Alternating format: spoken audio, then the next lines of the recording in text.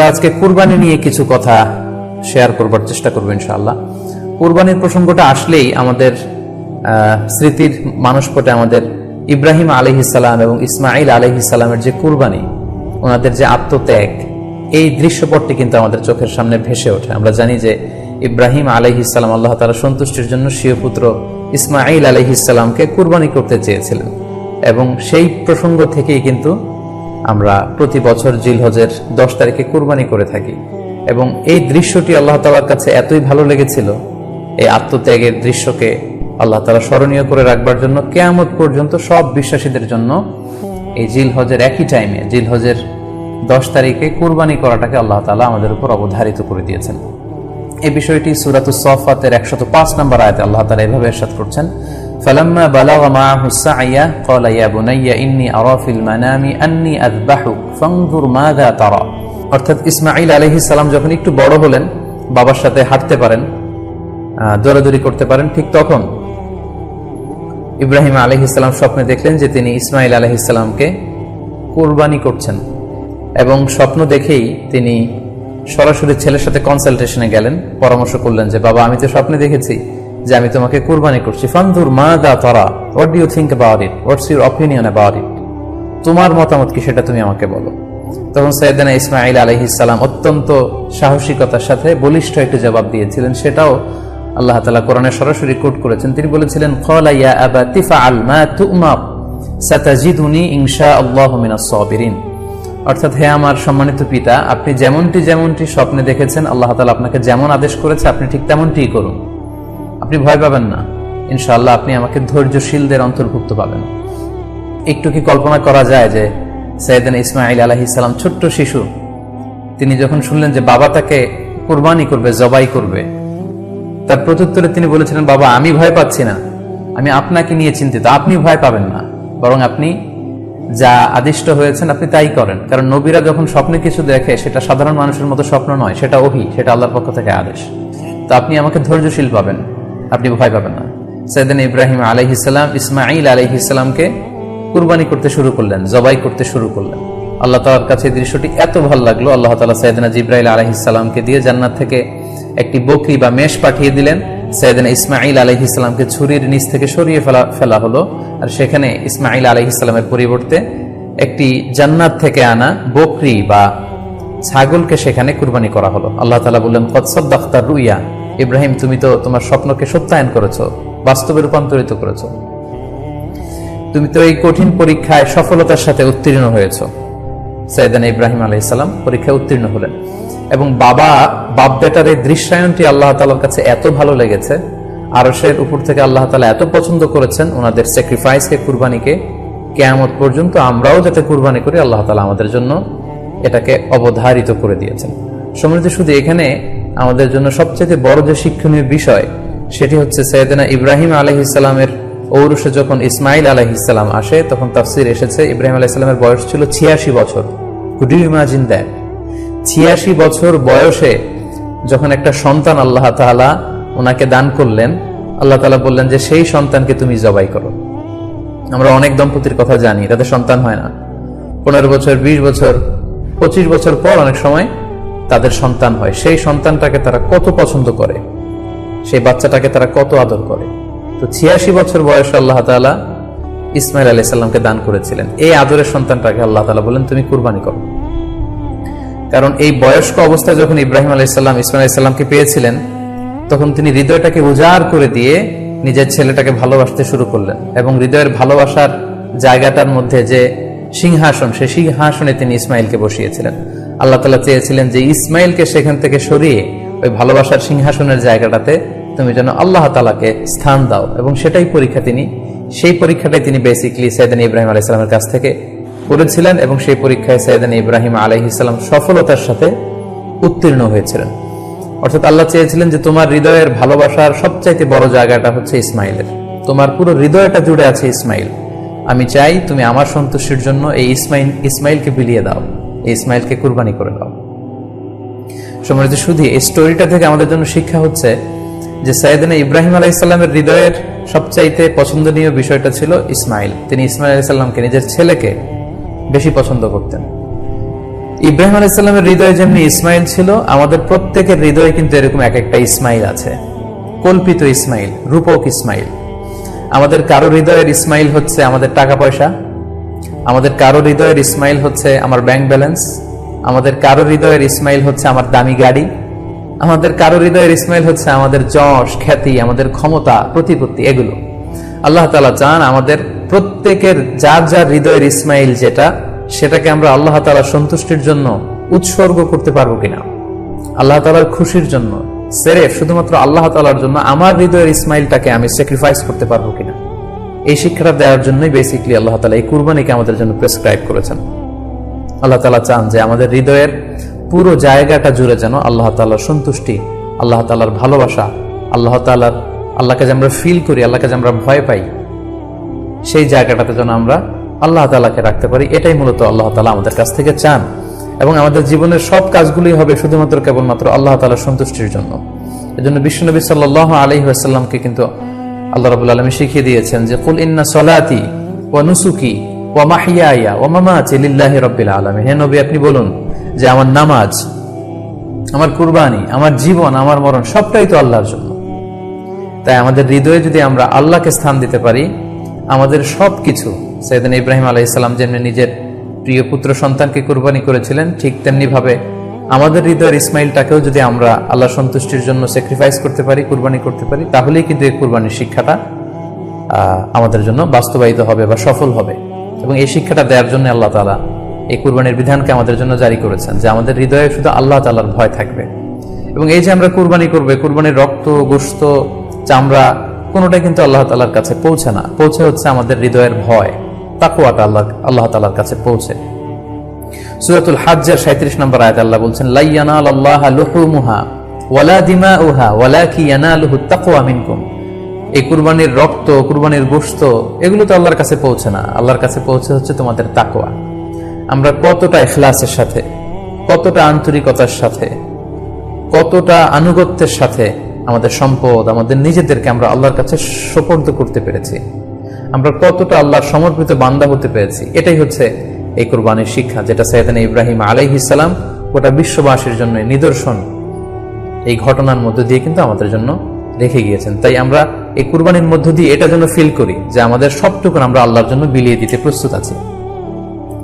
সম্মানিত, শুধু এই কুরবানির দিনে ইয়ামুন নাহারে বা 10 জিলহজে আমরা যে কুরবানি উদযাপন করবো, ঈদুল আজহা উদযাপন করব, এই দিনের সবচাইতে প্রিয় আমল হচ্ছে আল্লাহ তাআলার কাছে পশু জবাই করে, যেটা আমরা বলেছি ইব্রাহিম আলাইহিস সালামের সেই ঘটনার, সেই দৃশ্যায়নের পুনরাবৃত্তি আল্লাহ তাআলা সেটা দেখতে চান। আমরা পশু জবাই করে রক্ত প্রবাহিত করে দেয়, এটা আল্লাহ তাআলার কাছে খুবই পছন্দনীয়। সুনানে তিরমিজিতে এসেছে, আয়েশা রাদিয়াল্লাহু তাআলা আনহা থেকে বর্ণিত, তিনি বলেন, আন্না রাসূলুল্লাহ সাল্লাল্লাহু আলাইহি ওয়াসাল্লাম قال, আল্লাহ রাসূল সাল্লাল্লাহু আলাইহি ওয়াসাল্লাম বলেছেন, মা আমিলা আদামিয়ুন মিন আমালিন ইয়াওমান নাহর আহাব্বা ইলাল্লাহি মিন ইহরাকিদ দাম।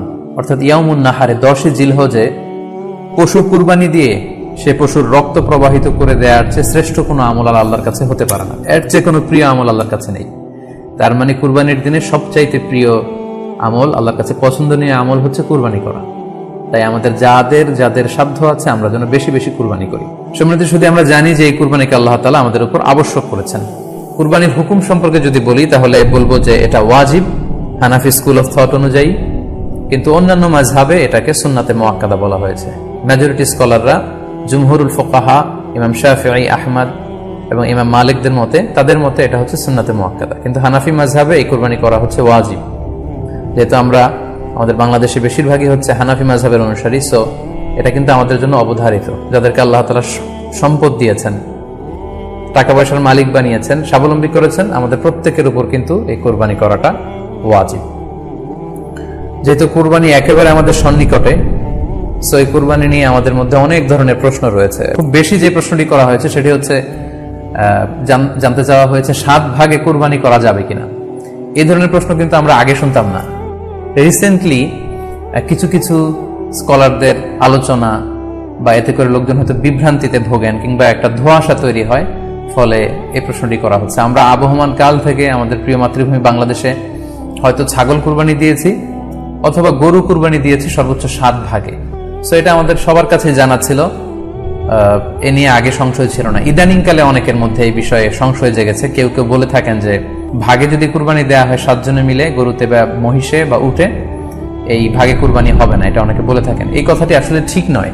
আপনি যদি ভাগে কুরবানি দিতে চান এটি জায়েজ আছে, এবং একটি উটে বা মহিষে বা গরুতে আপনি সর্বোচ্চ 7টি ভাগে কুরবানি দিতে পারবেন ইনশাআল্লাহ। এ ব্যাপারে সহিহ মুসলিমের একটি হাদিসকে আমরা এখানে উল্লেখ করতে চাই।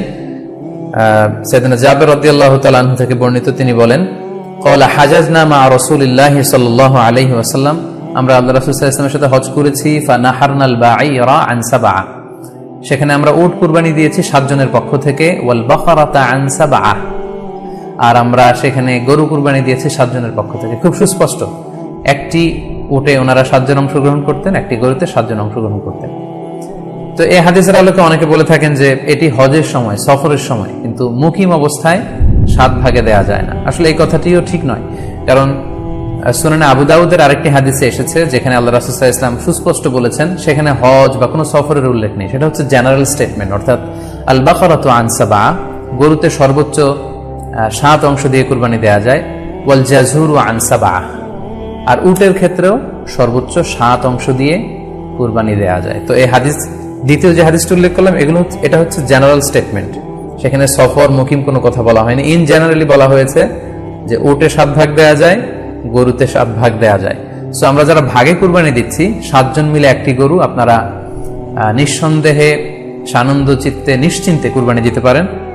সহিহ হাদিসের আলোকে এটি সাব্যস্ত, এতে কোনো সমস্যা নেই ইনশাআল্লাহ। তবে ভাগে কুরবানিতে কিংবা যৌথ কুরবানিতে কয়েকটি বিষয় আমাদেরকে খেয়াল রাখতে হবে। নাম্বার 1 হচ্ছে নিয়ত। আপনাদের ইন্টেনশনটা ক্লিয়ার হতে হবে। প্রত্যেকেরই যাতে একই ইন্টেনশন থাকে, সবারই যাতে ইন্টেনশন থাকে যে শুধুমাত্র আল্লাহ তাআলার সন্তুষ্টির জন্য আমরা এই কুরবানি দিচ্ছি। এখানে কয়েকজনের যদি ইন্টেনশন থাকে যে আল্লাহর সন্তুষ্টি, অন্যজনের যদি নিয়তে ঝামেলা থাকে, তাহলে কিন্তু কুরবানিটা প্রশ্নবিদ্ধ হয়ে যাচ্ছে। কারণ ইন্নামাল আমালু বিন্নিয়াত, ইয়ানি ইন্নামা সাওয়াবুল আমালি বিন্নিয়াত, সমস্ত কাজের প্রতিদান দেয়া হবে আপনার ইন্টেনশন বা নিয়তের উপর ভিত্তি করে। সো এজন্য যারা খুব বেশি মুখলেস, খুব বেশি মুত্তাকি, তারা অনেক সময় যৌথ কুরবানি দিতে চান না। সামর্থ্য না থাকলে ছোট একটা ছাগল দিয়ে তারা একাকি কুরবানি দিতে চান। The safe, he want to be in the safer side. কারণ যৌথ কুরবানি দিতে দিতে যে কার মনে কি চিন্তা, কার মনে কি নিয়ত, আমরা কিন্তু কিছু জানি না। সো যদি যৌথ কুরবানি দেন, কুরবানির আগে সবাইকে এটা কনসার্ন করে দেয়, রিমাইন্ডার দেয়া যে ভাই আমাদের কুরবানিটা হবে শুধুমাত্র কেবলমাত্র আল্লাহ তাআলার সন্তুষ্টির জন্য, অন্য কোনো নিয়তের জন্য না থাকে, তাহলে কিন্তু আমাদের কুরবানি বরবাদ হয়ে যাবে। এটা হচ্ছে প্রথম কনসার্ন। 2 নম্বর কনসার্ন হচ্ছে হালাল উপার্জন দিয়ে কুরবানি হতে হবে। যৌথ কুরবানিতে কেউ কেউ যদি এমন থাকে যাদের উপার্জন হালাল না, সেই কুরবানি কিন্তু আল্লাহ তাআলার দরবারে কবুল হবে না। সো এটা খুব গুরুত্বপূর্ণ একটা বিষয়। আরেকটা হচ্ছে লৌকিকতা। লৌকিকতা যদি থাকে তাহলেও কুরবানি কবুল হবে না।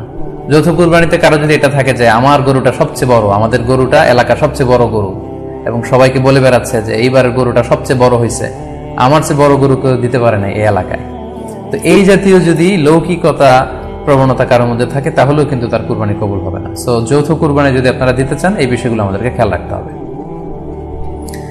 আরো একটি প্রশ্ন খুব বেশি আমাদের কাছে জানতে চাওয়া হয়েছে, সেটা হচ্ছে কুরবানির সাথে আকিকা দেয়া যাবে কিনা।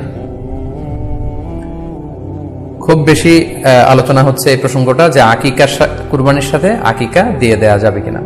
এক্ষেত্রে আমরা উত্তরে বলবো যে কুরবানি এবং আকিকা আপনাদের খেয়াল রাখতে হবে যে দুটি ভিন্ন দুটি ইবাদত।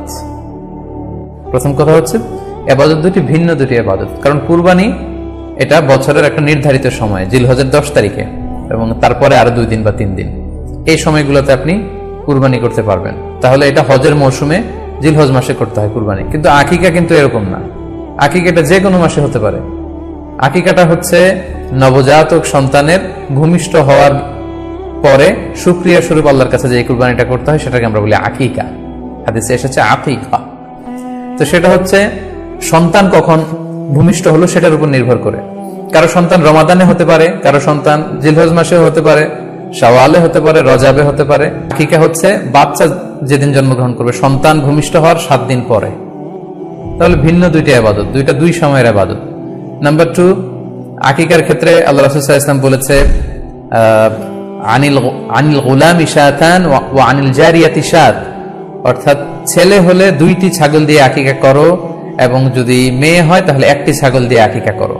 তো সেক্ষেত্রে কুরবানিতে কিন্তু এরকম বিধান নেই। কুরবানিতে কিন্তু একটি ছাগল দিয়ে আপনি কুরবানি করলে কুরবানি হয়ে যাচ্ছে, সেখানে 2টি ছাগল দেওয়া লাগবে এমন কোনো কথা নেই। তো এভাবে আমরা বুঝতে পারতেছি, খুবই স্পষ্টত কমন সেন্স খাটালেও আমরা বুঝতে পারতেছি, এবং আল্লাহ রাসূল সাল্লাল্লাহু আলাইহি ওয়াসাল্লামের ভাষ্যগুলো অনুসারে আমরা বুঝতে পারছি দুইটা 2 ধরনের ইবাদত। যদিও এই 2 ইবাদতে কিছুটা মিল আছে, কিন্তু দুইটা 2 সময়ের ইবাদত, দুইটা আলাদা, দুটি উপলক্ষ, দুইটার আলাদা নির্ধারিত সময় রয়েছে। যেমন আকিকার ক্ষেত্রে সুন্নাহ হচ্ছে বাচ্চা যেদিন জন্মগ্রহণ করবে তার 7ম দিন শেষে 7 দিন পরে আপনি আকিকা করবেন। আল্লাহ রাসূল সাল্লাল্লাহু আলাইহি ওয়াসাল্লাম বলেছেন, কুল্লু গুলামিন মুরতাহানুন বিআকিকাতিহি তুযবাহু আনহু ইয়াওমা সাবিহি। প্রত্যেক সন্তানের আকিকা দিতে হয় তার 7ম দিনে, ওয়া ইউহলাকু ওয়া ইউসাম্মা, 7ম দিনে মাথার চুল ফেলে দিতে হয়, তার সুন্দর একটি নাম রাখতে হয়। তাহলে আকিকার বিধান হচ্ছে সম্মানিত সুধী সন্তান জন্মগ্রহণ করার 7 দিন পরে। আমরা বুঝতে পারলাম আল্লাহ রাসূল সাল্লাল্লাহু আলাইহি ওয়াসাল্লামের ভাষ্য অনুযায়ী, কথা অনুযায়ী, কওল অনুযায়ী। এবার যদি আমরা আল্লাহ রাসূল সাল্লাল্লাহু আলাইহি ওয়াসাল্লামের আমল দেখি, ওনার ব্যক্তিগত আমল কি ছিল, সেক্ষেত্রে আমরা সহিহ ইবনে হিব্বানের একটি হাদিস উল্লেখ করব, যেটিকে ইবনে হাজার আল আসকালানী উনি ওনার ফাথুল বারীতে সহিহ হিসেবে উল্লেখ করেছেন। আয়েশা রাদিয়াল্লাহু তাআলা আনহার বর্ণনা, তিনি বলেন যে আক্কা রাসূলুল্লাহ সাল্লাল্লাহু আলাইহি ওয়াসাল্লাম আনিল হাসানি ওয়াল হুসাইনি ইয়াউমা সাবিঈ ওয়া সাম্মাহুমা। আল্লাহ রাসূল সাল্লাল্লাহু আলাইহি ওয়াসাল্লাম নিজে ওনার দৌহিত্র অর্থাৎ ওনার নাতি হাসান এবং হুসাইনের আকিকা নিজে করেছেন 7ম দিনে, এবং 7ম দিনে তাদের নাম রেখেছেন। একজনের নাম রেখেছেন হাসান, আরেকজনের নাম হুসাইন। অর্থাৎ হাসান রাদিয়াল্লাহু আগে জন্মগ্রহণ করেছিলেন, ওনার চেয়ে ছোট ছিল হুসাইন, উনি পরে জন্মগ্রহণ করেছেন। তো ওনাদের জন্মের পরে 7 দিন পরে আল্লাহ রাসূল সাল্লাল্লাহু আলাইহি ওয়াসাল্লাম ওনাদের আকিকা দিয়েছিলেন, এবং 7ম দিনে উনি আকিকাও দিয়েছেন এবং তাদের নামও রেখেছেন। তাহলে আল্লাহ রাসূল সাল্লাল্লাহু আলাইহি ওয়াসাল্লামের কওলি হাদিস, ওনার ভাষ্য মতে আমরা জানলাম উনি বলেছেন 7ম দিনে আকিকা দিতে হয়, এবং ওনার ব্যক্তিগত আমল থেকে আমরা জানতে পারলাম যে উনি ওনার 2 নাতির আকিকা দিয়েছেন 7ম দিনে এবং নাম রেখেছেন। তাহলে এ থেকে আমরা সুস্পষ্ট বুঝতে পারি যে আকিকা দিতে হয় সন্তান জন্মগ্রহণ করার 7 দিন পর, 7ম দিনে। যদিও তবারানীতে আরেকটি হাদিস এসেছে যেখানে বলা হয়েছে যে আকিকা 7ম দিনেও দেয়া যায়, 14তম দিনে দেয়া যায়, 21তম দিনে দেয়া যায়। যদি 7ম দিনে কেউ দিতে না পারে কোনো কারণে, তাহলে 14তম দিন, না পারলে 21তম দিন। তাহলে সুস্পষ্টভাবে উল্লেখ আছে যে আকিকার সময়সীমা 7ম দিনের কথা আমাদেরকে বলা হয়েছে। তো সেক্ষেত্রে আপনার সন্তান জন্মগ্রহণ করলে আপনি শুকরিয়া স্বরূপ কুরবানি করবেন, আত্মীয় স্বজনকে খাওয়াবেন, আকিকার গোশত নিজেরাও খাবেন। তো এটা যদি আপনি কুরবানির জন্য রেখে দেন, তাহলে তো সন্তান দুনিয়াতে আসার এই আনন্দটা থাকে না। একজন যখন সন্তান পায়, সে কেমন যেন আকাশের চাঁদ হাতে পায়। তো তখন তার 7 দিনের মধ্যে যে আনন্দটা থাকে, ওই দিন তার নাম রাখা হবে, আত্মীয় স্বজনরা আসবে, বাচ্চাকে দেখবে, দোয়া করবে, তখন আকিকা করে গোশত নিজে খাবেন, আত্মীয়দের খাওয়াবেন, পাড়া প্রতিবেশীদেরকে দিবেন। এটা হচ্ছে সন্তান ভূমিষ্ঠ হওয়ার উপলক্ষকে কেন্দ্র করে এই আকিকা। সো এটাকে কুরবানির সাথে মিক্স আপ করার কোনোই প্রয়োজন নেই, এবং এক্ষেত্রে সুস্পষ্ট গাইডলাইন হচ্ছে যে 7ম দিনে আকিকাটা দিতে হয়। সো আমরা যেন 7ম দিনে আকিকাটা দেই। তবে হ্যাঁ, এখন প্রশ্ন হচ্ছে 7ম দিনে কেউ দিতে পারেননি, 14তম দিনেও দিতে পারেননি, 21তম দিনেও দিতে পারেননি, হাতে টাকা ছিল না, সামহাও কোনো কারণে মিস করেছেন, তখন আপনি যখন সুযোগ হয় তখন করে দেন। ওই প্রেক্ষাপটে আপনি যদি কুরবানির সময়ও আকিকা দিয়ে দিতে চান, এটা আদায় হয়ে যাবে ইনশাআল্লাহ। আশা করা যায় আদায় হয়ে যাবে, এবং এটা জায়েজ আছে। তবে এটা সুন্নাহ নয়। সুন্নাহ হচ্ছে 7ম দিনে আকিকা দেওয়া। পাশাপাশি গরু দিয়ে, মহিষ দিয়ে, উট দিয়ে আকিকা দেওয়াও কিন্তু সুন্নাহ নয়। আকিকা দেয়া সুন্নাহ হচ্ছে ছাগল দিয়ে।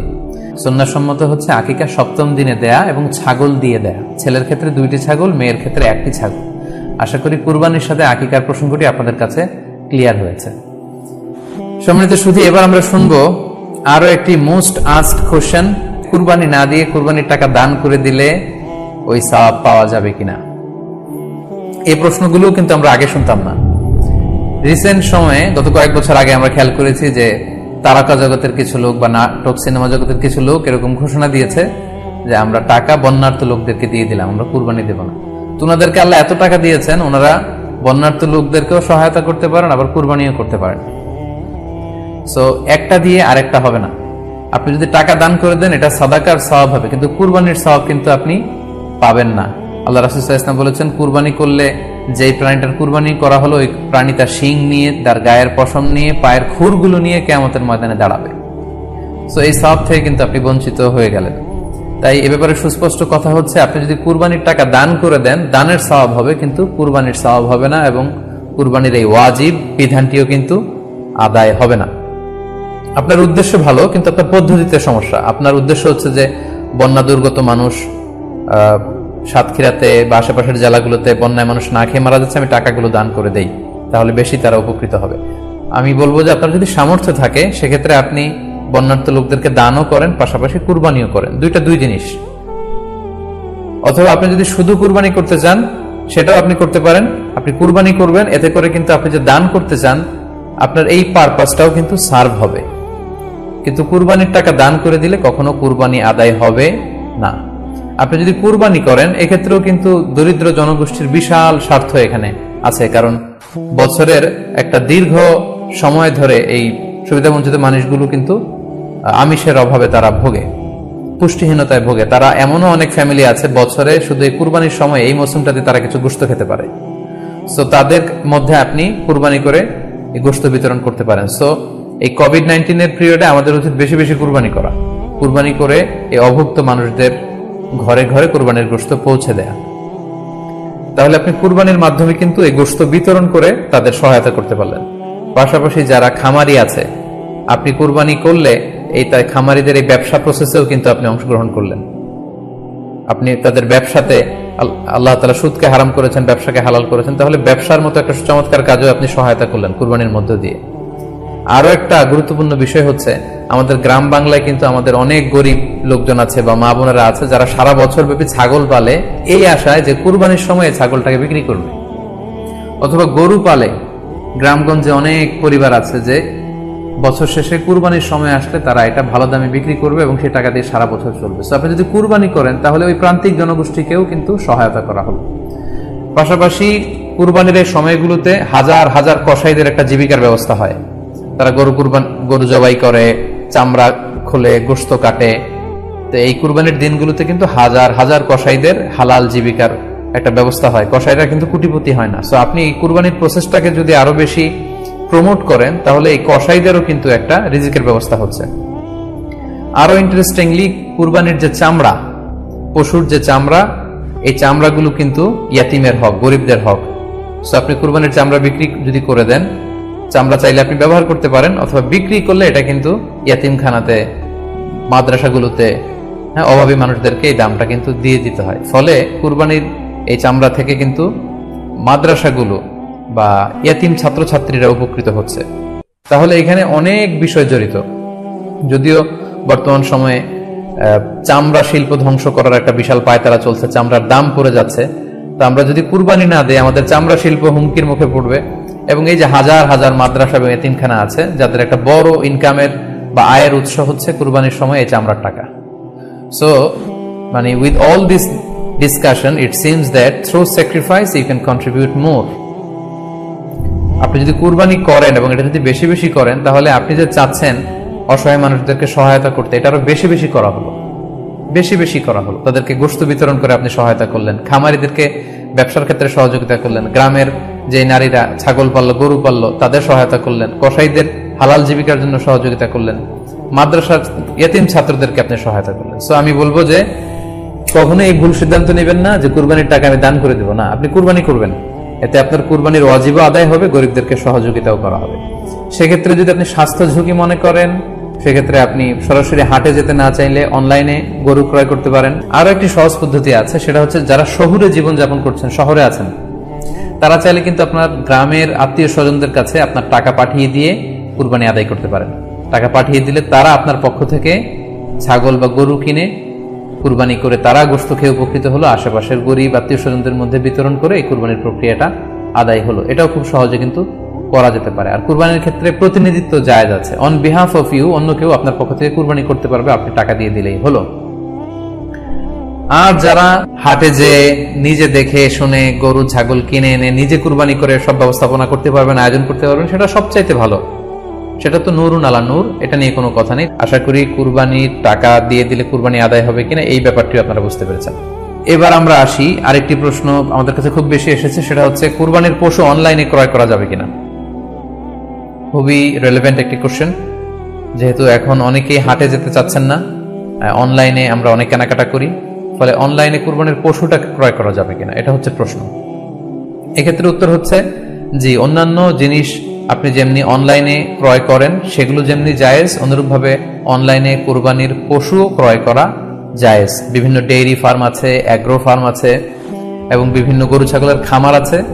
তারা কিন্তু আমি দেখলাম যে তারা গরুর অ্যাড দিচ্ছে, গরুর ভিডিও সেখানে আপলোড করে দিচ্ছে, সেখানে তাদের ক্লায়েন্টরা সেটা দেখে তারা গরু ক্রয় করছে। যে এটা জায়েজ আছে ইনশাল্লাহ। আপনারা যদি স্বাস্থ্য ঝুঁকির কারণে গরুর হাটকে অ্যাভয়েড করতে চান, ওখানে যেতে না চান, আপনারা চাইলে অনলাইনে পশু ক্রয় করতে পারবেন। তবে সেক্ষেত্রে দুটি জিনিস আপনাকে নিশ্চিত হতে হবে, দুইটা জিনিস আপনাকে অনলাইনে পশু ক্রয় করার ক্ষেত্রে নিশ্চিত হতে হবে।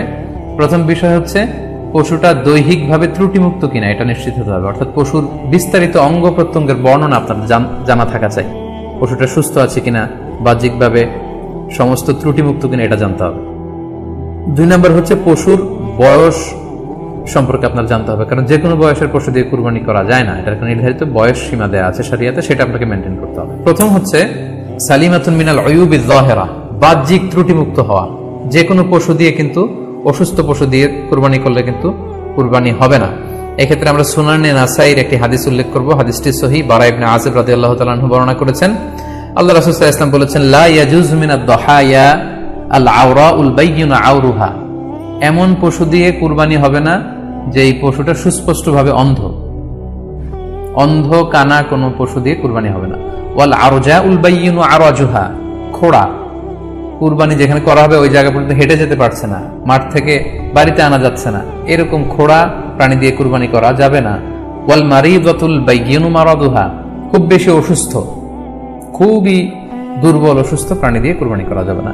ওয়াল আজফাউল্লাতী লা তুনকি, এবং এমন বয়স্ক বৃদ্ধ প্রাণী যে অতি বয়সের ভারে এটা নুজ্জ হয়ে গিয়েছে এবং এর হাড্ডির ভেতরে যে মজ্জা শুকিয়ে গিয়েছে, এরকম প্রাণী দিয়েও কিন্তু কুরবানি করা যাবে না।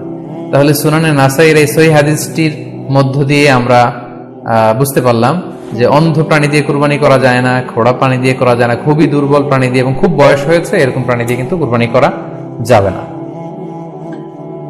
তারপর আমরা সুনানে তিরমিজির আরেকটি হাদিস এখানে উল্লেখ করব। এই হাদিসটিও হাসান পর্যায়ের হাদিস। বর্ণনাকারী হচ্ছেন আলী রাদিয়াল্লাহু তাআলা আনহু। তিনি বলেন, নাহা রাসূলুল্লাহ সাল্লাল্লাহু আলাইহি ওয়াসাল্লাম আইয়ুদহা বিআ'যাবিল করনি ওয়াল উযুন, অর্থাৎ আল্লাহ রাসূল সাল্লাল্লাহু আলাইহি ওয়াসাল্লাম শিং ভাঙা এবং কান কাটা এরকম প্রাণী দিয়ে কুরবানি করতে নিষেধ করেছেন। অর্থাৎ ব্রোকেন হর্নস এন্ড ইয়ার্স, কোনো পশুর যদি শিং দুটো ভাঙা থাকে অথবা কান কাটা থাকে, এরকম প্রাণী দিয়ে কুরবানি করলে কুরবানি আদায় হবে না। পশুর কানের ব্যাপারে আরো সুস্পষ্ট হাদিস এসেছে সুনানে তিরমিজিতে, এটিও হাসান পর্যায়ের হাদিস। বর্ণনাকারী সাইয়েদনা আলী রাদিয়াল্লাহু তাআলা আনহু, তিনি বলেন যে নাহা রাসূলুল্লাহ সাল্লাল্লাহু আলাইহি ওয়াসাল্লাম আইয়ুদহা বিমুকাবালাহ আও মুদাবারাহ আও শারকা আও খারকা আও জাদআ, অর্থাৎ আল্লাহ রাসূল সাল্লাল্লাহু আলাইহি ওয়াসাল্লাম মুকাবালা মানে এমন প্রাণী যে প্রাণীর কানের সামনের অংশ কাটা, এরকম প্রাণী দিয়ে কুরবানি করা যাবে না। আও মুদাবারা, এমন প্রাণী যে প্রাণীর কানের পেছনের অংশ কাটা, সেটা দিয়ে কুরবানি করা যাবে না। আও শারকা, অথবা কানের মাঝখানে কাটা, দুই দিক ঝুলে আছে, করা যাবে না। আও খারকা, অথবা কানের ভেতরে ছিদ্র, পশুর কানে যদি ছিদ্র থাকে, কেটে যে ছিদ্র হয়ে গিয়েছে, ড্রিলড হয়ে গিয়েছে, সেই প্রাণী দিয়ে কুরবানি করা যাবে না। আও জাদা, অথবা নাক কাটা, এরকম প্রাণী দিয়ে কুরবানি করা যাবে না। তাহলে আল্লাহ রাসূল সাল্লাল্লাহু আলাইহি ওয়াসাল্লামের ভাষ্যমতে এই প্রাণীগুলো দিয়ে কুরবানি করা যাবে না। ফলে আপনি অনলাইনে যদি পশু ক্রয় করতে চান, আপনার যে পশুটা ক্রয় করবেন এটা বাহ্যিকভাবে সুস্থ আছে কিনা, অঙ্গ প্রত্যঙ্গের বিস্তারিত বর্ণনার ভিডিওতে আপনাকে ক্রস চেক করে এবং বাড়িতে আনার পরে সেটাকে দেখে এই পারচেজটা আপনাকে নিশ্চিত করতে হবে। 2 নাম্বার খেয়াল রাখবার বিষয় হচ্ছে পশুর বয়স। কুরবানির পশুর একটা নির্ধারিত বয়স সীমা আছে। সেক্ষেত্রে উটের জন্য 5 বছর হওয়া লাগবে কমপক্ষে, গরু বা মহিষের ক্ষেত্রে কমপক্ষে 2 বছর হতে হবে এবং ছাগলের ক্ষেত্রে কমপক্ষে 1 বছর হতে হবে। আবার বলছি, উট 5 বছর, গরু 2 বছর এবং ছাগল 1 বছর। তবে মেষ বা ভেড়া, দুম্বা এগুলো যদি 6 মাসের হয়, দেখতে যদি মোটা সোটা হয়, 1 বছরের মতো মনে হয়, তাহলে সেগুলো দিয়েও কুরবানি করা যাবে। সেক্ষেত্রে পশুর যে দাঁত আছে, নিচের পাটের যে পশুর দাঁত, এই দাঁতগুলোর পাশে 2টা ধারালো দাঁত থাকে, এগুলো উঠেছে কিনা এগুলো দেখে দেখে আপনারা পশুর বয়সকে নির্ণয় করতে পারবেন। তাহলে অনলাইনে ক্রয়ের ক্ষেত্রে আমাদের উত্তর হচ্ছে যে অনলাইনে আপনি পশু ক্রয় করতে পারবেন। সেক্ষেত্রে আপনাকে 2টি বিষয়ে খুব খেয়াল রাখতে হবে। এক হচ্ছে পশুর অঙ্গ প্রত্যঙ্গ ঠিক আছে কিনা, বাহ্যিকভাবে সব ধরনের ত্রুটিমুক্ত কিনা। 2 নম্বর হচ্ছে পশুর বয়স।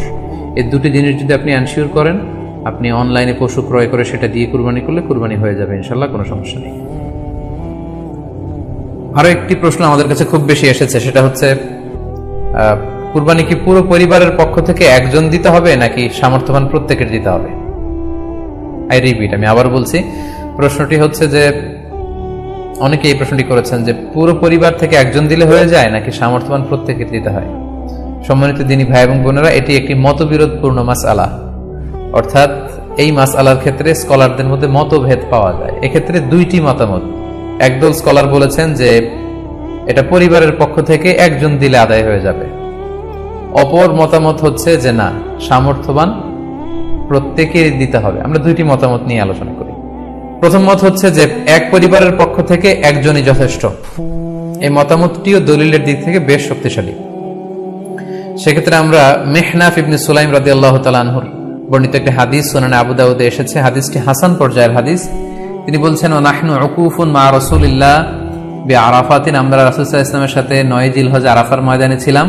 ক্বালা, তখন আল্লাহ রাসূল সাল্লাল্লাহু আলাইহি ওয়াসাল্লাম আমাদেরকে বলেছেন, ইয়া আইয়ুহান নাস, হে মানব সকল, ইন্না আলা কুল্লি আহলি বাইতিন ফি কুল্লি আমিন উদহিয়া, অর্থাৎ প্রত্যেকটি, আল্লাহ রাসূল সাল্লাল্লাহু আলাইহি ওয়াসাল্লাম বলেছেন, প্রত্যেকটি ফ্যামিলির জন্য প্রতি বছর একটি কুরবানি ওয়াজিব হয়। আমি আবার বলছি, প্রত্যেক ফ্যামিলির জন্য প্রতি বছর কুরবানি দিতে হয় কয়টি? একটি। তাহলে কুরবানি পরিবারের পক্ষ থেকে একটি দিলেই আদায় হয়ে যাবে। সুনানি তিরমিজির আরো একটি হাদিস আমরা এখানে উল্লেখ করতে পারি। এই হাদিসটিও সহিহ। সাইয়েদনা আতা ইবনে ইয়াসার রাদিয়াল্লাহু তাআলা আনহু, উনি আবু আইয়ুব আল আনসারী রাদিয়াল্লাহু তাআলা আনহুকে জিজ্ঞেস করেছিলেন যে কাইফা কানাতিল উদহিয়া ফি আহদি রাসূলিল্লাহ, হে আল্লাহর নবীর সাহাবী, আল্লাহ রাসূল সাল্লাল্লাহু আলাইহি ওয়াসাল্লামের জামানাতে কুরবানি কেমন হতো, কিভাবে তারা কুরবানি দিতেন? তো আবু আইয়ুব আল আনসারী রাদিয়াল্লাহু তাআলা আনহু বলেছেন, কানা রাজুলু ইউদাহি বিশাতি আনহু ওয়া আন আহলিহি, আল্লাহ রাসূল সাল্লাল্লাহু আলাইহি ওয়াসাল্লামের সময়কালে লোকজন একটি ছাগল কুরবানি দিত তার পক্ষ থেকে এবং তার ফ্যামিলির পক্ষ থেকে। আনহু ওয়া আন আহলিহি, তার নিজের পক্ষ থেকে এবং ফ্যামিলির পক্ষ থেকে। অর্থাৎ এই হাদিসগুলোর আলোকে বোঝা যায় যে পুরো পরিবারের পক্ষ থেকে একজন কুরবানি দিয়ে দিলেই আদায় হয়ে যাবে। স্বামীও চাকরি করেন, স্ত্রীও চাকরি করেন, স্বামীরও টাকা আছে, স্ত্রীর টাকা আছে, দুইজনের আলাদা করে দিতে হবে না। স্বামী যদি একটা ছাগল কুরবানি দিয়ে দেয় তাহলে স্ত্রীর পক্ষ থেকে, পুরো ফ্যামিলির পক্ষ থেকে কুরবানি আদায় হয়ে যাবে। এই হাদিসগুলোর আলোকে বোঝা গেল। দ্বিতীয় আরেকটি মত আছে, সেই মতটি হচ্ছে প্রত্যেক সামর্থ্যবানের উপর ওয়াজিব। এটি ইমাম আবু হানিফার মত এবং আমাদের বাংলাদেশে এটিরই প্রচলন হয়ে এসেছে। আমরা এই মতামতটিকেই বেশি আমরা শুনে থাকি সব জায়গায়, যে যারাই সামর্থ্যবান প্রত্যেকের আলাদাভাবে দিতে হয়। স্বামী সামর্থ্যবান হলে স্বামীর দিতে হবে, স্ত্রী সামর্থ্যবান হলে স্ত্রীকে দিতে হবে, ছেলেরা হলে ছেলের দিতে হবে। এটা প্রত্যেকের আলাদাভাবে ইন্ডিভিজুয়ালি দিতে হয়। এবং সেক্ষেত্রে ওনারা দলিল দিচ্ছেন সুনান ইবনে মাজার একটি হাদিস, হাদিসটি সহিহ, যেখানে আল্লাহ রাসূল সাল্লাল্লাহু আলাইহি ওয়াসাল্লাম বলেছেন, মান কানা লাহু সাআহ, যার সামর্থ্য আছে কিন্তু ওয়ালাম ইউদাহি, সামর্থ্য থাকার পরেও সে কুরবানি দেয় না, ফালা ইয়াকরাবান্না মুসাল্লানা, সেজন্য ঈদুল আজহার দিন আমার ঈদগাহে না আসে নামাজ পড়তে। আল্লাহ রাসূল সাল্লাল্লাহু আলাইহি ওয়াসাল্লাম হুঁশিয়ারি বাণী ঘোষণা করেছেন, ধমক দিয়েছেন যে সামর্থ্য থাকার পরেও যে কুরবানি দেয় না সেজন্য আমার ঈদগাহে না আসে। এই হাদিসের আলোকে ওনারা বলেছেন মান কানা লাহু সাআহ, যার সামর্থ্য আছে। ওনারা বলছেন যে এটা ইন জেনারেল, ব্যাপক, যারই সামর্থ্য আছে তাকেই দিতে হবে। সো এখানে বাস্তবতা হচ্ছে দুই পক্ষেরই খুব ভ্যালিড দলিল আছে। আর কোন মাসালার ক্ষেত্রে যখন মতবিরোধ থাকে, দুই পক্ষেরই দলিল থাকে, সেক্ষেত্রে বাড়াবাড়ি করাটা অনুচিত। বরং এটা হচ্ছে ইসলামের সৌন্দর্য, এখানে প্রশস্ততা রয়েছে। সো যারা মনে করে যে ফ্যামিলির পক্ষ থেকে একজন কুরবানি দিলেই আদায় হয়ে যাবে, তাদেরও দলিল আছে, তাদেরকে সেটা করতে দেওয়া উচিত। তবে আমরা এটাকেই সাজেস্ট করি যে প্রত্যেক সামর্থ্যবানের উপর কুরবানি দেওয়া উচিত।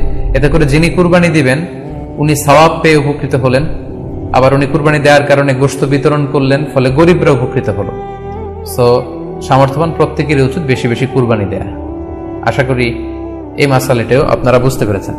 এই পর্যায়ে আমরা অল্প কয়েকটি রিমাইন্ডার আপনাদের সাথে শেয়ার করে আজকের আলোচনাটুকু আমরা এখানেই জবনিকা টানবো, এখানে আমরা আলোচনাটি শেষ করবো ইনশাআল্লাহ। প্রথম যে রিমাইন্ডারটি আপনাদের সাথে আমি শেয়ার করতে চাই সেটি হচ্ছে, সম্মানিত সুধী, আমরা অনেকেই বাজার থেকে পশু আনার সময় বা কুরবানি করার সময় পশুর সাথে অনেক বেশি অমানবিক আচরণ করি। এতে করে কিন্তু আপনার কুরবানিটা, পুরো কুরবানির প্রক্রিয়াটাই প্রশ্নবিদ্ধ হয়ে যেতে পারে।